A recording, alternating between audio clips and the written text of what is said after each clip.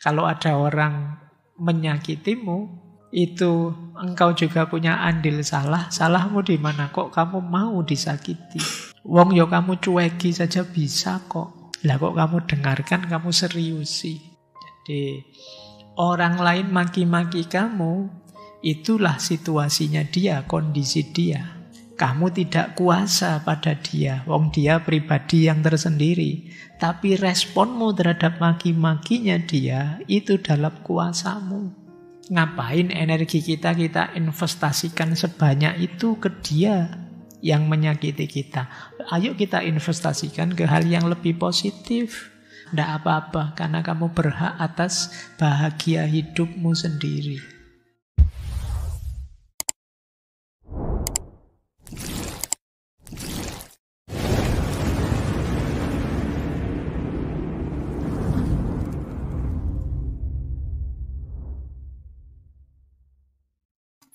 Assalamualaikum warahmatullahi wabarakatuh. Bismillah. Mari kita lanjut lagi belajar kita, ngaji kita. Lah terus bagaimana Pak menghadapi toxic relationship ini Pak? Itu di keluarga saya ada Pak, sahabat-sahabat saya banyak Pak. Saya sering cemas, sering tidak percaya diri, sering depresi. Apa yang harus saya lakukan? Oke ya, ini praktis sebelum ke filosofinya lagi nanti. Apa sih yang harus kita lakukan ketika berhadapan dengan toxic circle, toxic relationship? Yang pertama, sadari dan akui, validasi diri. Jadi kadang-kadang kita denial, menyangkal. Iya Pak, saya punya teman toksik.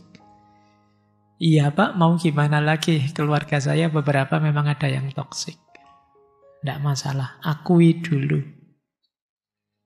Tanpa harus menyalahkan diri sendiri.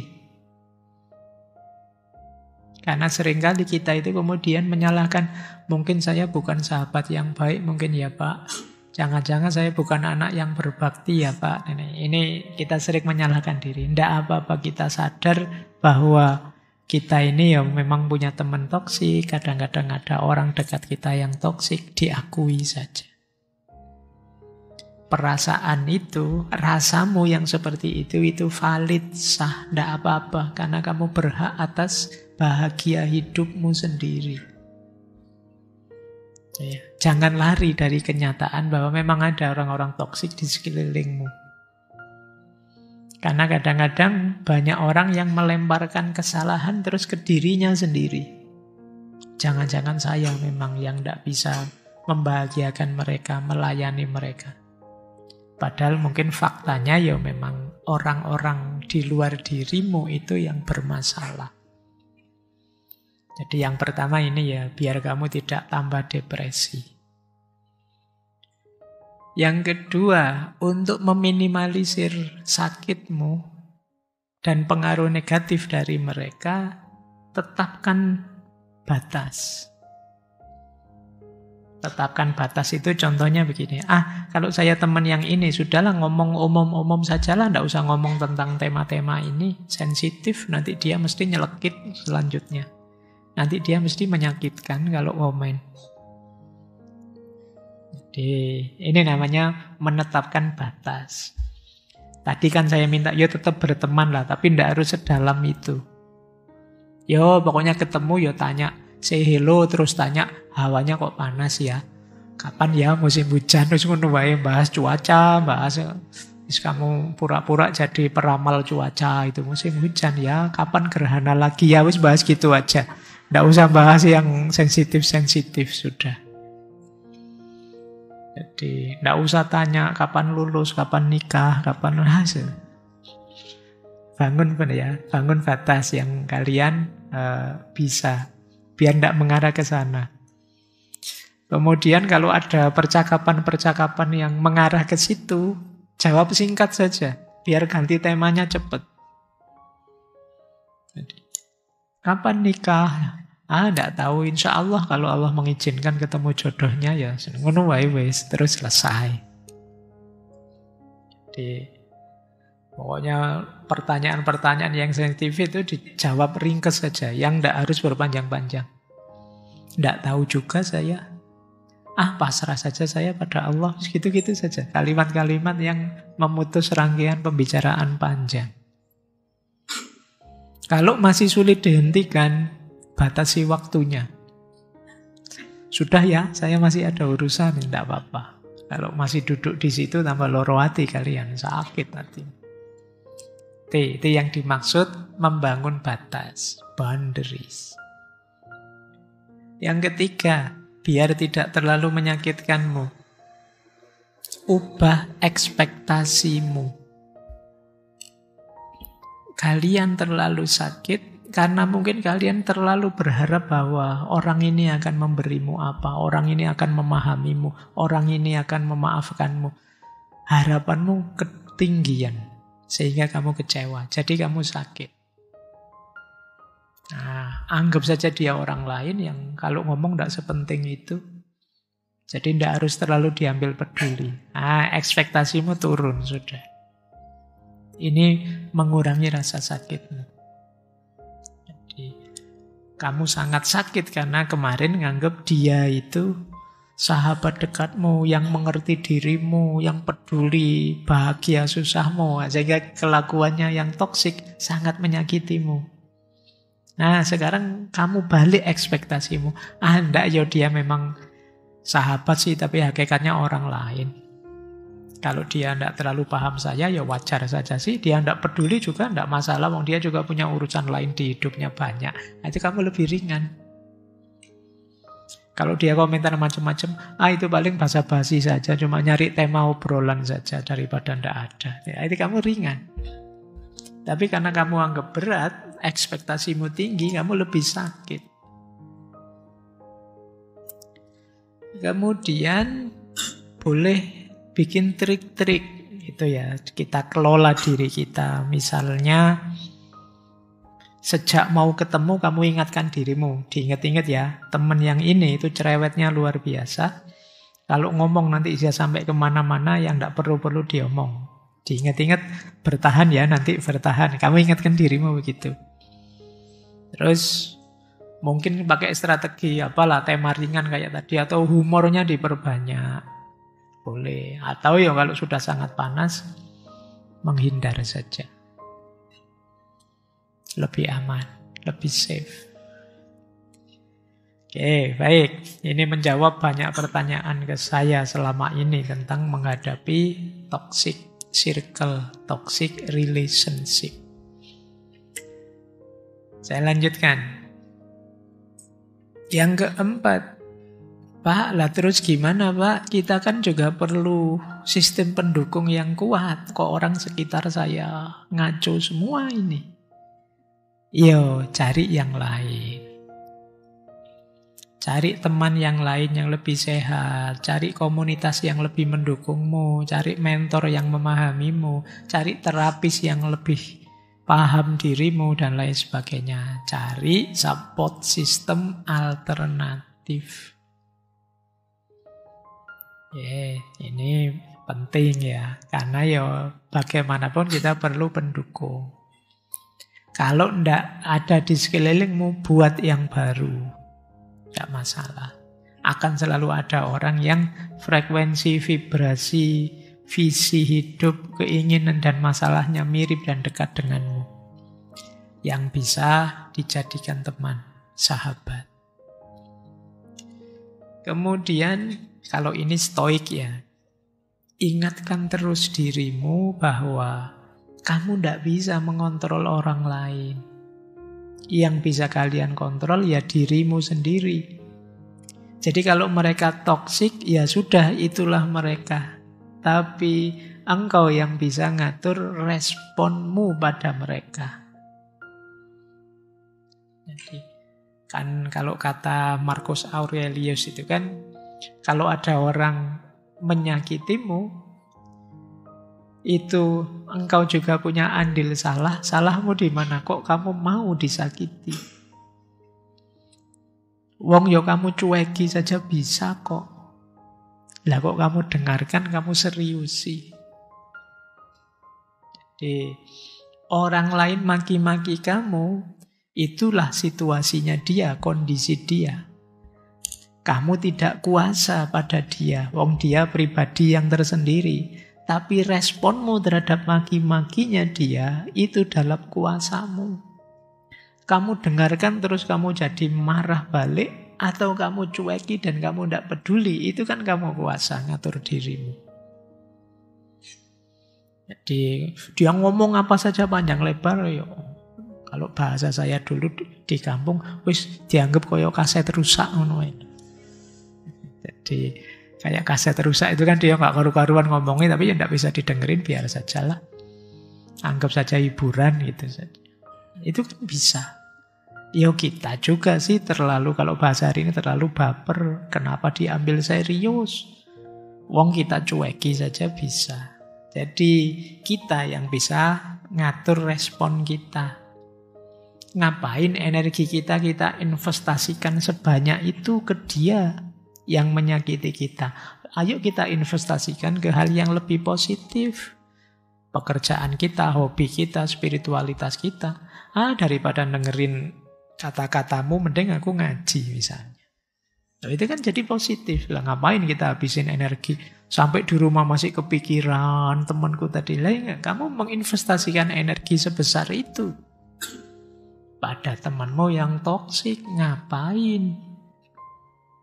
Nah, fokuslah pada hal yang bisa kalian kendalikan.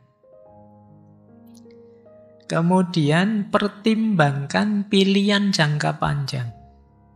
Ini dalam konteks tertentu ya, jika sudah sangat merusak sama sekali, mungkin kekerasan fisik verbal parah, pertimbangkan dua hal. Yang pertama low kontak, yang kedua no kontak. Low kontak minimal ketemu, kalau no kontak sudahlah kita putus, tidak jadi sahabat lagi. Tidak masalah juga. Karena ini hidup kita. Jangan sampai kita resikokan dia jadi hancur karena orang lain. Bukan berarti kita tidak berbakti pada orang tua atau tidak peduli dengan sahabat, tapi yang pertama-tama kita lindungi mental kita sendiri. Toh kalau kita sehat jasmani rohani juga kita bisa melakukan kebaikan yang banyak pada orang-orang di sekeliling kita. Baik ya teman-teman, jadi tahu ya sekarang caranya menghadapi toxic circle, toxic relationship. Ini tadi yang kita rumuskan, support system yang tidak sehat. Tadi ada 7 ya, sadari dan validasi, bangun batas yang jelas, ubah ekspektasi, kelola diri, cari support system alternatif, kendalikan diri, dan pertimbangkan kalau sudah parah pilihan-pilihan jangka panjang. Baik, sekarang ke filosofinya. Kalau tadi angsa, sekarang kita belajar tentang kepiting. Ada istilah crab mentality, mentalitas kepiting. Di sekitar kita banyak kepiting. Jadi kepiting itu cara berpikirnya orang yang tidak mau kita maju. Kita harus ada di bawah dia. Jadi istilah ini berawal dari satu eksperimen. Jadi nanti teman-teman boleh melakukan eksperimen ya. Cuma syaratnya jadinya beli kepiting hidup. Jadi coba cari ember. Nanti kalau ada beberapa kepiting, jangan satu. Boleh banyak, lebih bagus. Jadi di eksperimen itu kepiting itu, kalian taruh di ember yang agak dalam ya. Nanti semua akan berlomba-lomba naik ke atas. Tapi, ya, cirinya kepiting itu, kalau dia lihat temennya lebih dulu, nyalip dia, maka dia akan narik teman yang sudah lebih atas itu ke bawah, biar jatuh. Makanya disebut crab mentality. Jadi nanti sampai lama tidak akan ada yang sampai di atas. Jadi begitu ada yang mau nyampe atas, ditarik oleh temannya, jatuh ke bawah. Begitu nyampe atas, ditarik oleh temannya, jatuh ke bawah. Jadi kadang-kadang yo malah jatuh bareng. Tidak apa-apa, yang penting tidak ada yang duluan keluar. Itu mental kepiting namanya. Nah, ini support system yang negatif sekali. Jadi kalau ada kepiting itu mencoba manjat keluar, akan ditarik ke bawah. Dan sampai lama, kalian tidak perlu ngasih tutup itu. Tetap akan ada asal dia masih hidup, itu dia akan tetap ada di bawah. Yang bisa ngangkat ya kalian sendiri yang punya pada akhirnya. Nah, itu namanya sindrom kepiting. Crab mentality. Jangan-jangan, ini jangan-jangan ya, wong yo ndak serius. Kenapa bangsa kita ndak maju-maju? Jangan-jangan ada aspek ininya juga, crab mentality. Begitu ada yang mau maju lah kok enak. Iya, jadi ini kalau bahasa agama diawali iri, dengki, terus ndak seneng kalau lihat orang sukses. Unggul duluan, akan dia tarik ke bawah. Jadi ini ciri-cirinya apa? Iri terhadap keberhasilan orang lain. Di sekitar kita juga banyak. Tidak mendukung, malah menjatuhkan. Kita sendiri sudah berupaya naik, tapi kok terus dia tinggal menjatuhkan saja. Padahal kan membangun itu sulit, kalau menjatuhkan sih gampang. Kemudian biasanya terus menyebar komen-komen negatif. Kalau ada orang sukses, itu kebetulan saja. Itu yo karena orang tuanya privilege. Ya, itu. Sebenarnya bahasa-bahasa orang iri. Jadi tidak senang kalau ada orang lain sukses. Masih mending bahasa kompetisi. Kalau bahasa kompetisi itu, loh kalau dia sudah naik, wah aku harus segera naik. Tidak boleh keduluan dia, itu masih mending. Tapi ini dia narik yang sudah di atas. Jadi banyak di sekeliling kita orang seperti itu. Dia menahan orang lain agar tidak berkembang. Mentang-mentang dia lulusnya lama terus bilang ke temannya, ngapain lulus cepet-cepet? Padahal itu sebenarnya dia takut diselip temannya. Tuh dia bilang, lulus cepet-cepet lalu yang nganggur. Setelah ini mau apa? Sudahlah, masih enak sekarang statusnya mahasiswa gitu. Ini crab mentality. Dia senang lihat orang lain gagal agar dirinya tidak merasa kalah, tidak merasa tertinggal. Bahwa sudahlah kita sama-sama kayak gini aja lah. Jangan keduren, jangan kejauhan. Gitu. Nah, ini namanya crab mentality. Ini filosofi pertama. Ada filosofi menarik lagi. Ada istilah bajak laut di perahu bocor. Bajak laut itu mewakili orang atau sekelompok orang yang secara aktif mengambil keuntungan sendiri. Egois, nyari enaknya sendiri, untungnya sendiri. Tapi ini dia membajak di perahu bocor. Jadi perahu itu ya anggap saja tempat bersama, bocor itu yang sedang bermasalah, sedang bahaya, sedang beresiko. Bajak laut di perahu bocor itu berarti orang yang harusnya bekerja sama untuk mengatasi kebocoran, tapi justru dia mengambil keuntungan dari situasi itu sehingga situasinya tambah buruk. Jadi situasi yang sudah sulit tambah kacau. Ini namanya bajak laut di perahu bocor. Contohnya mungkin contoh sederhananya ya, kalau kalian kemarin demo rame-rame, demonya damai kok, tertib kok, tiba-tiba ada provokator. Dari tertib terus jadi kacau, tambah hancur. Loh, kalian demo itu kan untuk nambal perahu bocor. Tapi ada yang ngambil keuntungan dari situ. Akhirnya ya jadi tenggelam sudah, perahunya hancur sudah. Niat memperbaiki tidak jadi, malah masalah tambah. Nah, ini kasus namanya bajak laut di perahu bocor. Nah, kalian, orang-orang sekelilingmu juga ada yang seperti itu. Mengambil keuntungan di saat kamu susah. Di saat kamu bermasalah. Entah dengan cara apa. Nah, kayak apa wis? Rentenir misalnya. Rentenir itu bajak laut di perahu bocor. Ngerti kamu butuh uang, sudahlah tak pinjemi ya. Ini saya mumpung baik hati, tapi yo besok bunganya 50%. Gitu kan. Itu bajak laut di perahu bocor. Akhirnya apa yo? Perahunya lebih hancur lagi, lebih tenggelam lagi. Ini termasuk circle yang toksik. Situasi yang memprihatinkan. Oke, kalian waspada ya. Yang pertama tadi crab mentality, mental kepiting. Dan yang kedua, bajak laut di perahu bocor. Di sekitarmu mungkin banyak bajak laut dan banyak kepiting.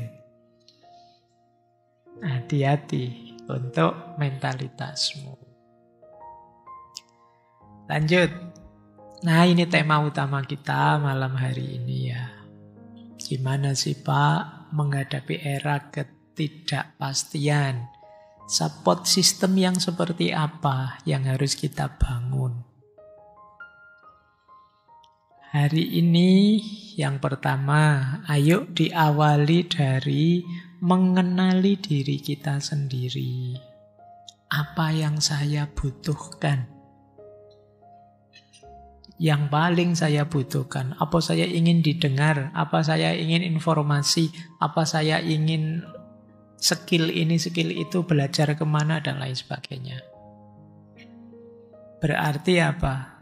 Kalian harus punya tujuan yang jelas, sehingga kalian juga tahu apa yang kalian butuhkan untuk tujuan itu. Kalau sudah jelas yang kalian butuhkan, terus kalian rumuskan, berarti saya harus berelasi dengan siapa yang bisa mendukung tujuan saya. Nah, ini namanya membangun support system. Oh, Pak, saya itu sejak dulu cita-cita saya pengen jadi ulama, Pak, pengen jadi kiai, Pak, misalnya. Oh, berarti saya butuh belajar agama yang banyak. Nah, apa yang harus saya lakukan kemudian untuk support sistemnya? Oh, saya harus banyak kenal sarjana-sarjana agama, santri-santri. Saya harus ke pesantren biar punya relasi dengan kiai dan lain sebagainya. Ini yang disebut kenali kebutuhan kita. Ya, syaratnya tadi ya punya tujuan. Tentang tujuan kita bahas minggu depan.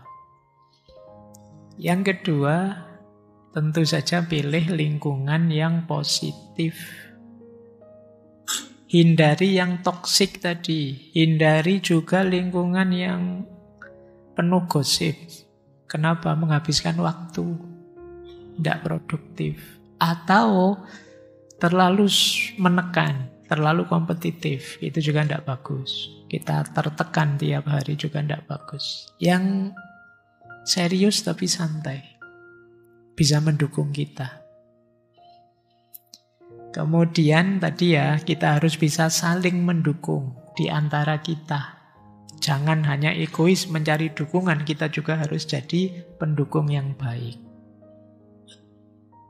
Kemudian manfaatkan teknologi. Cari grup-grup online yang mendukungmu. Grup WA, forum online, tapi yang positif ya. Jangan yang toksik.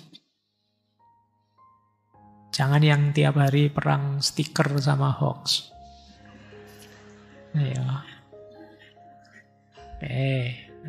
Eman-eman waktumu. Cari yang produktif. Syukur-syukur. Kan tadi ada tujuan, ada kebutuhan. Kalian punya figur panutan yang bisa ditanya, yang bisa nuntun, bisa bimbing.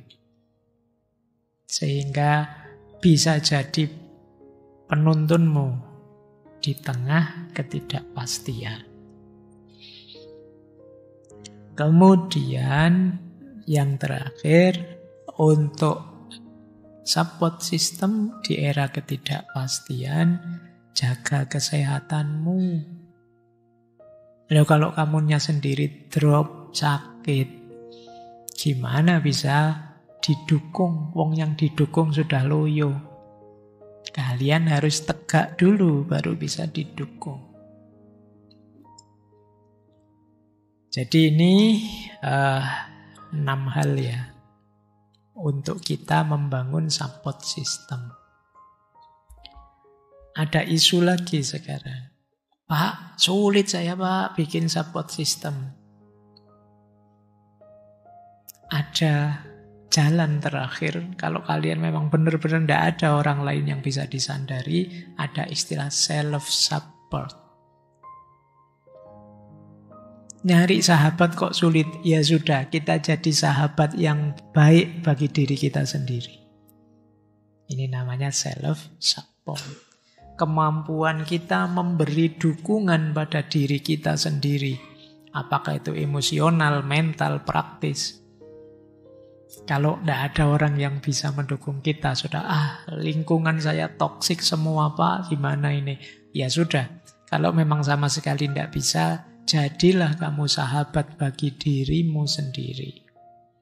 Baik secara emosional, kognitif, fisik, sosial, alternatif maupun spiritual. Jadi sahabat bagi dirimu secara emosional, misalnya kamu belajarlah bisa menenangkan dirimu sendiri tanpa harus ditenangkan orang lain. Menstabilkan dirimu sendiri tanpa harus dihibur, didukung orang lain. Ini namanya self-support. Misalnya kamu bisa memvalidasi dirimu, ya saya sedang sedih dan wajar aku sedih karena mengalami ini dan kesedihanku itu sah, valid. Aku tetap berharga, aku tidak jatuh hanya gara-gara kesedihanku. Nah ini namanya kalian bisa mendukung dirimu sendiri. Pikiranmu juga begitu, kamu tidak menyalah-nyalahkan dirimu. Iya saya gagal, tapi kegagalan ini pelajaran yang berharga buatku. Nah ini kalian bisa jadi penghibur untuk dirimu. Aku akan belajar dan berproses untuk jadi tambah baik terus. Self-support juga tadi ya, kalian bisa mendukung dirimu sendiri secara fisik. Makan cukup, tidur, olahraga. Karena ya kuncinya tadi di situ.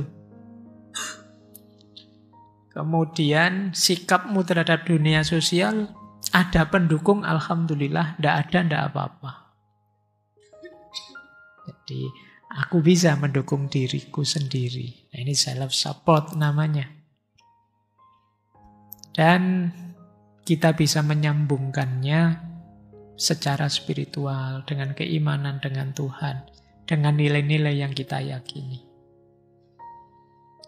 Jadi kita mampu memberi dukungan pada diri sendiri, baik emosional, mental, maupun praktis.